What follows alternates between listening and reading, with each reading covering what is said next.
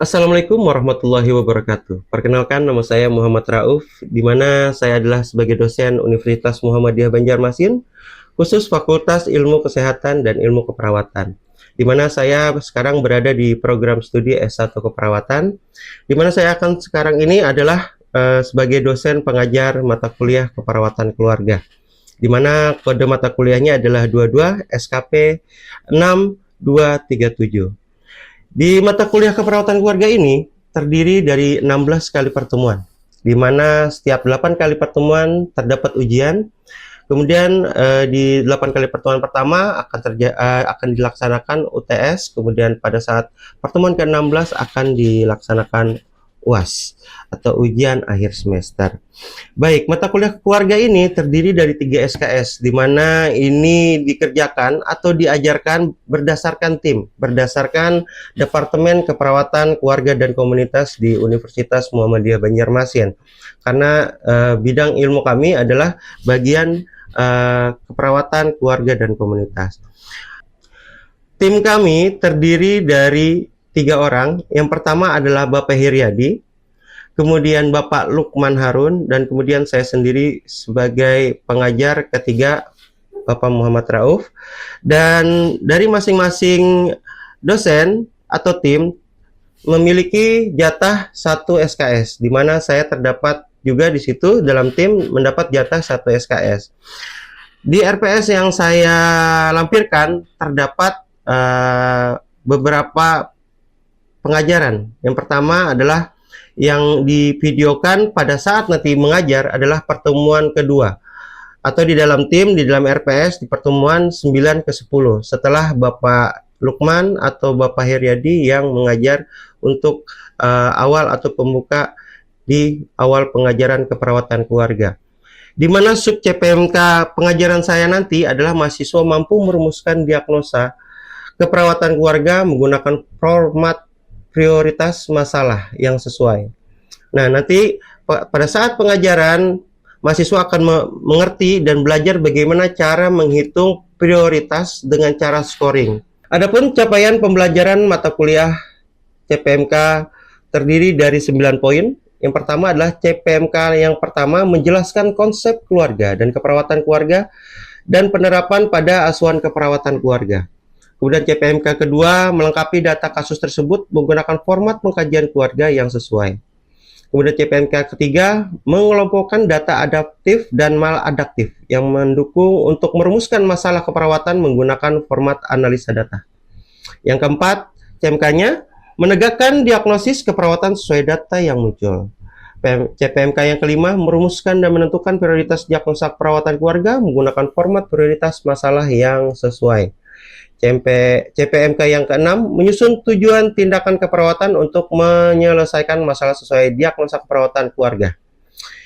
CPMK ketujuh menyusun rencana tindakan keperawatan yang sesuai dengan tujuan yang menggunakan format yang sesuai.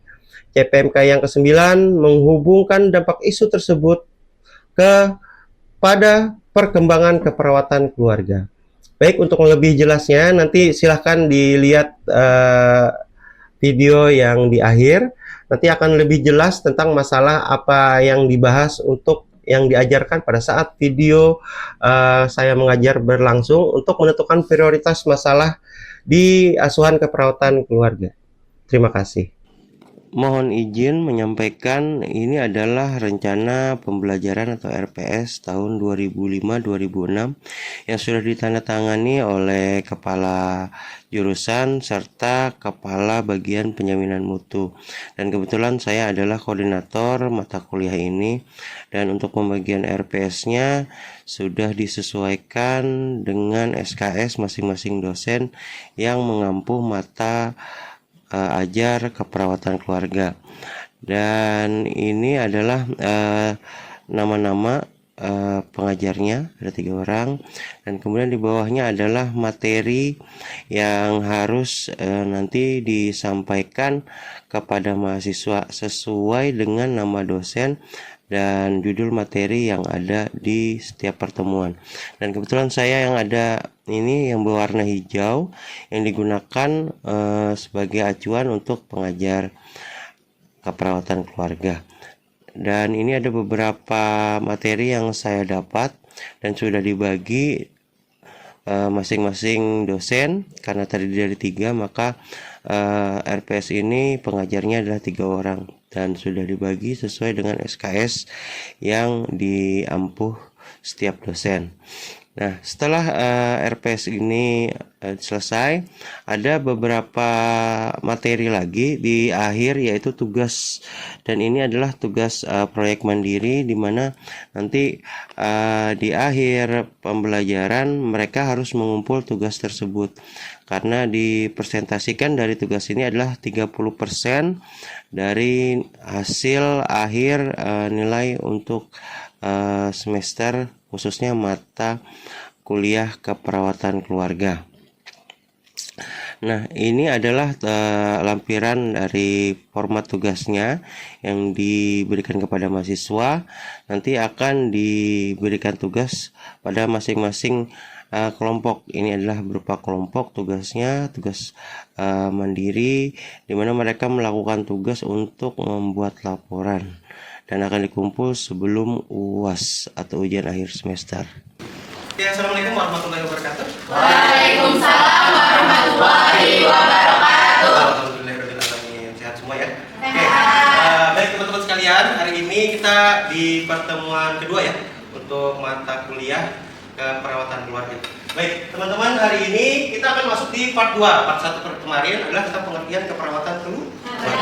Oke, dari pertemuan sebelumnya. Mungkin sebelum kita masuk ke part kedua ini, mungkin dari teman-teman ada yang kepingin ditanyakan sebelum kita lanjut ke tahap berikutnya?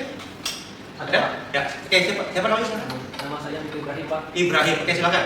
Apa perbedaan aspek individu, aspek komunitas, dan aspek keluarga, Pak? Oke, baik. Kemarin kita membahas tentang pengertian aspek keluarga dan individu ya. Baik. Ibrahim tadi nanya apa sih perbedaannya ya? Jadi sebelum masuk ke pembahasan kita, nah ini perbedaannya ya. Jadi ini individu. Kemudian ini adalah keluarga yang terdiri dalam satu rumah ada 4 orang lebih, boleh yang kurang juga boleh ya. Jadi sekitar 15. Oke. Terus ini adalah komunitas dari orang-orang yang banyak. Oke, mungkin dari Ibrahim bingung ya, apa sih Pak bedanya keperawatan keluarga, keperawatan individu, dan keperawatan komunitas? Nah, yang individu ini terdiri dari 1 orang. Berarti individu itu, teman-teman, nanti aspeknya berdasarkan prioritas yang berbeda. Jadi kalau individu, kemarin kita udah bahas individu. Yang jadi prioritas adalah berdasarkan A, B, C, airway, breathing, circulation. Dan keperawatan keluarga, nah nanti kita akan belajar bagaimana cara membedakan aspeknya adalah kalau keluarganya itu berdasarkan yang namanya scoring. Nah, ya, ini bedakan ya. Jadi cara aspeknya berbeda, individu, 1 rumah atau 1 keluarga, kemudian ini komunitas, jumlah yang banyak, komunitas ya. Kalau komunitas, kemarin kita sudah masuk di mata kuliah teman-teman, komunitas adalah berdasarkan penyakit terbanyak. Nah, jadi bedanya itu ya. Jadi yang aspek individu itu berdasarkan airway, breathing, circulation. Kemudian yang keperawatan keluarga berdasarkan scoring. Nah, ini kita belajar nih, masuk di part kedua ini. Karena memang kemarin kita bahas cuma sebagai pengertian keperawatan keluarga. Oke, baik. Kita masuk ke tahap selanjutnya. Nanti sampai 20 atau 30 menit ke depan nanti kita akan menyelesaikan materi kita hari ini di part 2. Oke. Nah, nanti teman-teman di part 2 ini mahasiswa sebagai target atau tujuan pembelajaran hari ini adalah pertama adalah untuk mahasiswa mampu menetapkan diagnosa keperawatan keluarga. Makanya nanti diagnosa keluarga itu berbeda dengan diagnosa keluarga di individu, apalagi yang masyarakat atau komunitas ya. Kemudian yang kedua adalah mahasiswa mampu menentukan prioritas diagnosa keperawatan keluarga berdasarkan perhitungan scoring. Nah, nanti makanya kata penting diagnosa airway breathing untuk individu, scoring untuk keperawatan keluarga. Oke, kita next ya. Jadi teman-teman harus bisa nih. Oke. Jadi perumusan diagnosa perawatan khususnya keluarga itu terdiri dari 3 ya. Pertama adalah masalah, penyebab, tujuan, tanda, dan gejala ya, atau simptom. Oke, kita next. Nanti kita akan bahas lebih dalam lagi. Nah ini, jadi contoh tadi di poin pertama adalah masalah. Contohnya adalah bersihan jalan napas tidak efektif. Kemudian nyeri. Jadi bahasanya itu tidak terpenuhinya kebutuhan dasar manusia yang dialami oleh keluarga. Kenapa? Ternyata di dalam rumah itu ada orang yang terkena sesak napas. Kemarin apa syaratnya kalau misalnya ada keluarga yang kena sesak napas? Kemarin apa? Yuk, ingat ya? Menggunakan dapur kayu. Nah, ini yang bisa bikin persiapan jalan napas terganggu. Maka akan terjadi penyakit ispa. Apalagi selain itu ventilasi yang kurang. Oke. Kemudian mungkin ada keluarga yang nyeri, entah dia sakit gigi atau lain sebagainya. Ya. Jadi mungkin masalah dalam keluarga itu banyak ya. Ingat ya, keluarga itu punya masalah yang konkret. Ya. Jadi nggak ini aja. Cuma yang contohnya ini, yang sering terjadi dalam rumah. Ya. Kemudian apa lagi kalau bisa jalan napas? Kalau dia buang sampah dengan cara membakar. Oke, nice ya. Oke, kita lanjut. Yang kedua tadi, penyebab atau etiologi. Nah, ini teman-teman sekalian, nanti di aspek keluarga itu ada 5 tugas untuk kesehatan keluarga. Ya. Jadi mengenal masalah kesehatan keluarga, kemudian memutuskan tindakan yang dapat untuk mengatasi masalah kesehatan keluarga. Jadi mengenal dulu masalah. Jadi masalah ini di awal tadi kita ketemu apa? Jalan bersihan, jalan napas sama nyeri. Oke. Kemudian yang kedua adalah memutuskan tindakan yang dapat untuk mengatasi masalah. Berarti kita sebagai perawat harus apa? Memberi informasi keluarga tidak menggunakan kompor kayu, tidak membakar sampah dengan membuang sampah dengan membakar. Oke. Kemudian melakukan tindakan perawatan kesehatan kepada anggota keluarga yang sakit. Berarti kita sebagai perawat harus menganjurkan keluarga pasien untuk mengantar keluarganya yang sakit ke fasilitas kesehatan. Nice ya. Kemudian memelihara lingkungan. Tadi kenapa harus memelihara lingkungan keluarga? Kalau saya tidak membersihkan atau memelihara lingkungan, biasanya itu dampaknya ke keluarga itu sendiri. Seperti apa tadi? Buang sampah sembarangan. Apalagi? WC cemplung ya. Apalagi selain itu? Ventilasi yang kurang. Iya, ventilasi yang kurang ya. Kemudian poin kelima adalah memanfaatkan sumber daya yang ada di masyarakat seperti puskesmas dan posyandu. Nah, makanya terkadang keluarga itu, teman-teman sekalian, banyak yang tidak menggunakan fasilitas kesehatan. Contoh, kalau ke Selau mana? Atau ke Seleo, atau misalnya dislokasi bahasa kita, tukang urut. Oke, selain tukang urut, dukun beranak. Ya, kalau misalnya hendak melahirkan, misalnya mau melahirkan ya. Nah, kemudian lagi, biasanya kalau misalnya ada sakit kepala atau pusing atau demam, biasanya kita nggak ke puskesmas atau rumah sakit. Nukar obat jiwa. Ya, itu keadaan yang ada. Nah, dari penyebab ini maka terdapat contoh. Jadi nih, kebanyakan contohnya diagnosanya ini akan muncul. Ketidakmampuan keluarga, contoh ya, Bapak B merawat anggota keluarga dengan tuberkulosis. Tadi penyebabnya di awal tadi masalahnya apa? Sesak. Oke. Jadi itu ya, untuk penyebab etiologi ini udah jelas. Jadi kita kaji dulu satu-satu mengenal masalah, memutuskan masalah. Nah, contoh diagnosa yang akan muncul ada ini. Ketidakmampuan keluarga. Ingat, kalau individu ini bahasanya klien, tapi kalau yang keperawatan keluarga, maka bahasanya kepada keluarga. Kalau ini yang komunitas masyarakat, bahasanya gitu ya. Jadi individu, keluarga, komunitas itu berbeda. Oke, kita lanjut. Oke, kemudian adalah tanda dan gejala yang terakhir. Jadi sekumpulan data yang disebut dengan data objektif dan subjektif yang mendukung masalah dan penyebab tadi di awal dari 3 poin tadi. Oke, contoh tadi apa TBC kita dapat masalah etiologinya. Pasti tanda dan gejalanya batuk setiap malam. Apalagi berat turun. Kemudian apa lagi? Tidak nafsu makan. Itu salah satu contoh atau tanda dan gejala keluarga yang lagi sakit di rumah yang dalam keadaan terkena TBC. Nah, teman-teman, diagnosa keperawatan keluarga ini nanti men-scoringnya atau bahan awal dari penilaian itu ada dari 3 ini. Pertama ada diagnosis aktual, diagnosis resiko tinggi, kemudian diagnosa potensial atau wellness. Ya. Nah, nanti cara men-scoringnya berdasarkan jumlah dari 3 poin ini, aktual, resiko, dan wellness. Nah, ini. Jadi, gimana caranya men-scoringnya menentukan diagnosanya atau prioritas masalahnya, Pak? Ya, ini. Jadi scoring menentukan prioritas masalah. Jadi kalau menurut beliau untuk Maratja, ini adalah teori yang dipakai, yang diambil sebagai sumber untuk keilmuan di keperawatan keluarga. Jadi masalah perawatan dapat lebih dari satu, oleh karena itu perawat perlu menentukan prioritas masalah. Jadi untuk menentukan prioritas masalah dilakukan yang disebut dengan scoring. Ya, kita next. Nah, ini teman-teman, kelihatan ya? Oke. Ini yang dipakai Maklaya tadi ya, atau teori yang dipakai untuk menghitung prioritas. Tadi ada 3 kriteria. Pertama aktual, resiko, wellness, potensial. Atau nih skala yang menonjol. Ini yang sering dipakai ya. Jadi teorinya itu yang dipakai. Nah, oke. Pak, apa fungsinya tabel ini? Bagaimana cara menghitungnya? Tadi kita sudah ketemu nih diagnosa. Jadi sudah ketemu diagnosa. Bagaimana cara menghitung diagnosanya? Apa tadi diagnosanya? Kita cek kembali. Mana? Ketidakmampuan keluarga merawat keluarga yang lain. Oke. Kita tulis dulu ya. Itu diagnosa yang pertama muncul ya. Apa yang kedua? Diagnosa pertama apa tadi? Ketidakmampuan keluarga.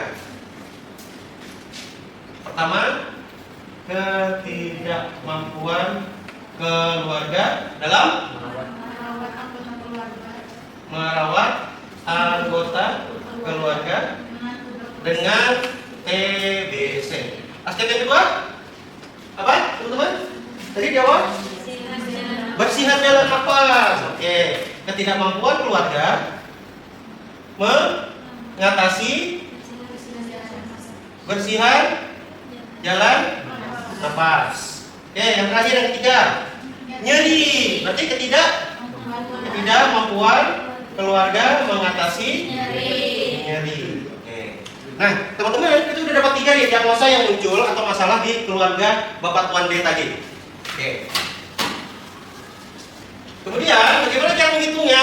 Nah, gini, cara menghitungnya dari 3 diagnosa tadi itu adalah dengan menggunakan tabel ini.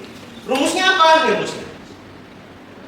Nah, skor tertinggi dibagi yang akan ditanggulangi. Nah, ini skor kali bobot bagi skala tertinggi. Maka ini adalah nilai masalah. Kita cek dulu ya. Skor tertinggi 3. Ini 2, ini 3, ini 2. Oke, sekarang bobotnya 1, 2, 1, 1. Nah, jadi nanti berdasarkan ini ya. Oke, kita menghitung coba dengan rumus yang pertama. Dengan diagnosa yang pertama, diagnosa 1, cara menghitungnya apa dari 3 diagnosa? Oke, pertama untuk diagnosa mengatasi masalah. Tadi apa rumusnya? Bobot skala ya. Skala tertinggi dikali bobot dibagi nilai tertinggi. Oke. Nanti teman-teman tinggal isi ya. Oke, siapa yang mau maju silakan. Ada yang mau coba? Atau mau contohin dulu satu ya? Oke, mau contohin dulu satu. Oke, yang pertama di diagnosa pertama adalah tentang ketidaktahuan penyakit TBC. Skor tertinggi kalau misalnya masalahnya kita itu aktual, resiko atau minus? Aktual. Berarti nilainya 3 dikali 1, bobotnya 1 dibagi 3. Skor tertinggi ini ya, skor tertinggi. Oke. Hasilnya 1. Oke. Sekarang yang kedua, kemungkinan dapat diubah mudah sebagian atau tidak dapat? Mudah nggak? Atau tidak dapat? Tidak dapat. Yakin? Nih dia tidak mampu mengatasi TBC di rumah nih. Kira-kira bisa diubah nggak? Hah? Sebagian. Berarti skornya 1. Berarti 1 dikali 2 dibagi 2. Oke. Maka nilainya 1. Ketiga, potensial masalah untuk mencegah tinggi, cukup atau rendah? Tinggi. Berarti nilainya nggak apa-apa. Berarti nilainya 3. Bobotnya 1. Nilai tertinggi 3. Berarti 3 kali 1 bagi 3. Nilainya 1. Oke, kita next. Yang paling terakhir, menunjuk masalah. Segera, tidak perlu segera, atau tidak dirasakan. Keluarga yang oke, segera. Kenapa? TBC itu mah? Berarti nilainya 2 dikali bobot 1 dibagi 2. Hasilnya 1. Oke, berarti jumlahnya berapa? 4. Berarti dapat nih scoringnya di kasus diagnosa pertama adalah 4. Oke, kita next. Soal kedua ada yang mau coba tentang masalah apa? Kedua tadi? Bersihan jalan napas. Oke, siapa yang mau coba silakan. Yuk, nggak apa-apa, coba aja. Yuk, coba, nggak apa-apa. Salah nggak apa-apa ya. Yuk, ya coba boleh. Oke, kita sama-sama ya. Silakan tulis. Sifat masalah, kira-kira kita dapat itu aktual, risiko atau potensial? Oke, berarti ya aktual. Tulis 3 kali 1. Oke, skor tertinggi 3. Oke. Kemudian bersihan jalan napas, mudah sebagian atau tidak dapat? diubah sebagian. Oke, berarti 1. 2. Hasilnya 1. Potensial dapat 3 bisa nggak? Bisa. Berarti rendah. Berarti 1 dibagi kali 3. Saya akan 1 ya. Ini bobotnya 1 ya. 1 bagi 3. Berarti 1/3. Berarti berapa? 0,666 ya. Oke. Oke, kita lanjut. Untuk menunjukkan masalah, dia berjalan jalan napasnya perlu segera atau tidak perlu segera atau yang dirasakan aja? Segera. Berarti skornya 2. Tulis 2. Kemudian 1. Kemudian skor tertingginya 2. Berarti hasilnya 1. Berarti dapat nilai poin prioritasnya 3,5. Oke, terima kasih. Pas dulu buat teman-teman. Oke, ada lagi poin coba terakhir jadi. Yuk, coba aja. Boleh. Gak apa-apa, belajar berlatih. Silakan. Ya, harus dulu ya. Oke. Kita sambil belajar. Nanti biar bagiannya udah keluar kepala ini. Oke, silakan. Ini masalah yang ketiga yang rasanya jalannya. Pertama, aku aktual atau resiko? Tulis aktual. Berarti poinnya 3 kali 1 dibagi 3. Nice. Hasilnya 1. Kemudian kemungkinan dapat diubah? Nyeri biasa. Sebagian atau tidak dapat? Oh, nyeri nggak mungkin kan sekali berobat sembuh gitu. Oke, boleh sebagian. Berarti ya boleh 1, 2 bagi 2. Hasilnya? Oke. Potensial masalah yang dapat dicegah kalau jadi? Cukup atau rendah? Yo, cukup? Atau rendah? Oke, nyeri, minum obat udah. Berarti kan? Rendah, bisa diobati dengan minum obat. Jadi berarti poinnya 1. Skor tertinggi 3. Bobot 1, baru dibagi 3. Berapa? 1/3, berarti 0,6. Oke. Yang terakhir, ini menonjol masalah. Kalau nyeri perlu segera enggak? Tidak perlu segera atau tidak dirasakan? Tidak perlu segera. Iya, nyeri biasa. Kan yang obat sudah diatasi, mudah. Tidak tapi urgent. Tadi kalau kita urgent tadi apa? AW breathing setengah. Berapa sen? Setengah. 0,5. 0,5. Oke, jumlahkan semuanya. Jadi dari nilai total masalah ini kita sudah hitung 3,4. Ya, ini. Jadi scoring menentukan prioritas masalah. Jadi kalau menurut beliau untuk Maratya, ini adalah teori yang dipakai, yang diambil sebagai sumber untuk keilmuan di keperawatan keluarga. Jadi masalah perawatan dapat lebih dari 1, oleh karena itu perawat perlu menentukan prioritas masalah. Jadi untuk menentukan prioritas masalah dilakukan yang disebut dengan scoring. Ya, kita next. Nah, ini teman-teman, kelihatan ya? Oke. Ini yang dipakai Maklaya tadi ya, atau teori yang dipakai untuk menghitung prioritas. Tadi ada 3 kriteria. Pertama, aktual, resiko, wellness, potensial, atau ini skala yang menonjol. Ini yang sering dipakai ya. Jadi teorinya itu yang dipakai. Nah, oke. Pak, apa fungsinya tabel ini? Bagaimana cara menghitungnya? Tadi kita sudah ketemu nih diagnosa. Jadi sudah ketemu diagnosa. Bagaimana cara menghitung diagnosanya? Apa tadi diagnosanya? Kita cek kembali. Karena ketidakmampuan keluarga merawat keluarga yang lain. Oke. Kita tulis dulu ya. Itu diagnosa 3,1. Oke, thank you. Aplaus dulu buat teman-teman. Oke. Jadi teman-teman, itu aja yang hitungnya ya, udah paham ya. Nah, dari hasilnya tadi, ternyata diagnosa pertama 4, diagnosa kedua 3,6, kemudian diagnosa ketiga 3,1. Berarti prioritas masalah keluarga yang pertama apa? Masalah ketidaktahuan penyakit TBC. Jadi itu prioritas pertamanya. Prioritas kedua bersihan jalan nafas. Kemudian bersihan jalan nafas itu yang kayak dahak gitu. Atau yang disebut yang bunyi paru, breathing, itu bersihan jalan nafas. Lain orang sesak ya. Kalau sesak itu berarti dia prioritas. Ini cuma bersihan jalan nafas. Oke, yang ketiga adalah nyeri 3,1. Nah, setelah dapat itu, berarti teman-teman bisa menyimpulkan mana prioritas yang harus diatasi di dalam keluarga. Kenapa? Kalau orang nggak tahu dia kena penyakit TB, maka di dalam satu rumah itu bisa terjadi. Oke, kita next. Nah, ini adalah deskripsinya saja. Jadi kalau memang sifat masalah, nanti kalau misalnya aktual jadi skornya 3. Kalau resiko skornya 2. Nanti kalau wellness skornya 1. Ini cuma deskripsinya saja. Cuma untuk tabelnya ini. Jadi kalau masalah aktual skornya 3. Resiko 2. Potensial atau wellness 1. Ya.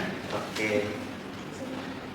Kemudian kriteria kedua, kemungkinan masalah dapat diubah dengan mudah. Skornya 2 sebagian nih. Jadi teman-teman lihat tabel lagi sih sebenarnya sudah paham nih. Mudah, sebagian, tidak. Nih. Ini kriteria ketiga, potensial masalah. Jadi kalau skala tertinggi skornya 3, cukup 2, rendah 1. Oke, ini adalah yang keempat belum ya? Ini yang keempat. Kriterianya adalah menonjol masalah dengan skala segera, berarti skornya 2. Tidak perlu 1 dan tidak dirasakan 0. Ini yang di tabel ya. Ini tabel. Segera 2, tidak perlu segera 1, tidak dirasakan 0. Dengan bobot masing-masing ya. Jadi dia punya bobot. Oke. Jadi teman-teman harus paham ini bagaimana caranya menentukan prioritas masalah di dalam keluarga. Oke, sampai sini ada yang mau ditanyakan? Silakan teman-teman. Oke, sebutin namanya siapa? Izin perkenalan diri Bapak. Perkenalkan, nama orang Halida. Izin bertanya. Halida ya? Oke. Kira-kira apa Pak cara membedakan aspek resiko sama aspek aktual? Oke, ya bagus ya pertanyaannya. Nah, memang terkadang kita bingung nih, Pak, aktual itu apa sih Pak? Bedanya sama resiko. Nih, pikirkan baik-baik. Aktual itu posisinya adalah pada saat sekarang atau pada waktu kalian pengkajian. Kan kaji, di pertemuan pertama kita mengkaji kan? Kemarin kita bahas tentang pengkajian, bahwasanya teman-teman mengkaji di awal itu keadaan pasiennya apa ketemunya? Wah, ternyata Pak dia kena TB. Itu aktual, berarti pada saat itu. Pada saat itu terjadi. Atau misalnya dia jadi Pak, berarti saat itu terjadi, berarti aktual. Nah, apa bedanya resiko? Resiko itu yang mungkin akan terjadi. Contoh, tadi di keluarga dia punya yang namanya rumah bertingkat. Kalau rumah bertingkat kita bahas kemarin apa? Resiko? Nah, bahasanya resiko jatuh. Belum tentu jatuh, tetapi ada resiko jatuh. Berarti bukan saat itu terjadi. Kemudian yang kedua deh, resiko lagi yang biar lebih mudah. Nih, teman-teman punya, misalnya ada nanti merawat satu keluarga yang punya anak kecil. Biasa anak kecil ini sensitif ya. Pertama apa? Biasanya yang paling sering muncul ada tentang masalah gizi atau nutrisi. Berarti resiko stunting atau kekurangan nutrisi. Itu yang paling sering. Oh Pak, contoh 2 biasa aja. 3. Seandainya di rumah itu yang kalian rawat adalah lansia. Kemarin kita bahas, kalau ada lansia maka akan terjadi resiko. Ayo, apa? Biasa kalau orang tua tuh nggak bergerak, berarti apa? Resiko jatuh juga bisa. Kenapa? Karena apa? Karena biasanya kalau lansia ini dia akan terjadi namanya penurunan otot. Apalagi dia dengan keadaan rumahnya tadi bertingkat, terus apalagi penuh dengan barang, ya. Terus jarak WC-nya ke belakang jauh banget, gitu ya. Nah itu resiko jatuh. Nah itu beda. Resiko berarti belum terjadi. Kemungkinan si lansia atau yang orang tua itu akan jatuh, tapi tidak terjadi saat itu. Oke, ada lagi yang mau ditanyakan? Oke, cukup. Baik ya, teman-teman sekalian ya. Jadi ini pertemuan kita hari ini membahas tentang skor. Oke, baik. Teman-teman sekalian, terima kasih banyak. Nah, nanti kalau teman-teman mau cari referensi, nah ini referensinya ya. Ini dapatnya di sini ya. Ini yang untuk referensi teori. Jadi bisa teman-teman nanti misalnya ada nanti mau mengajukan skripsi dan sebagainya, butuh yang namanya konsep teori. Silakan nanti referensinya di sini. Ya. Oke, baik teman-teman sekalian, mungkin cukup untuk pertemuan kedua kita hari ini ya. Nah, nanti mungkin ke depannya nanti teman-teman kita bisa bahas ke diagnosa lebih ke dalam untuk memasukkan ke dalam tabel intervensi pada saat pertemuan berikutnya.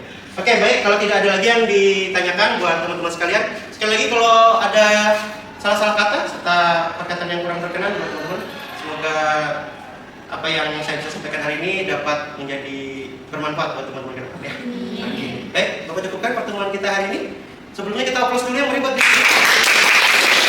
Berarti nanti pertemuan berikutnya hari Senin ya. Oke, hari Senin nanti kita akan ketemu part 3, di mana memang askep itu panjang pembahasannya, nggak satu-satu, mulai dari pengkajian, kemudian penentuan diagnosa, intervensi, implementasi, evaluasi. Oke, karena memang butuh waktu yang panjang, maka kita potong jadi supaya lebih mudah dipahami. Baik, saya cukupkan pertemuan kita hari ini. Tetap semangat, tetap tersenyum. Semoga yang hari ini kurang sehat cepat sembuh. Amin. Kemudian apa yang belum terciptakan atau belum kesampaian bisa tercapai. Amin. Oke, saya akhiri pertemuan kita hari ini dengan wassalamualaikum warahmatullahi wabarakatuh. Waalaikumsalam warahmatullahi wabarakatuh. Terima kasih. Kuliah gratis ya? Iya, udah. Syaratnya berapa Pak? Udah.